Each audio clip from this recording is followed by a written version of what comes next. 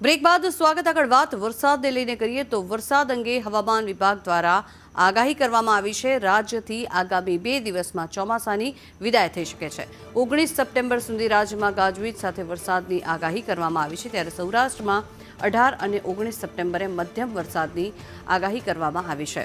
દક્ષિણ ગુજરાતમાં પણ મધ્યમ વરસાદ રહી શકે છે, જેને લઈને આગાહી કરાઈ છે। ત્યારે સુરત, વલસાડ, નવસારી, તાપી, ડાંગ, દમણ અને દાદરાનગર હવેલીમાં પણ હવામાન વિભાગ દ્વારા વરસાદની આગાહી કરાઈ છે। ત્યારે રાજ્યમાં પવનની ગતિ 30 થી 40 કિલોમીટર પ્રતિ કલાકની રહી શકે છે।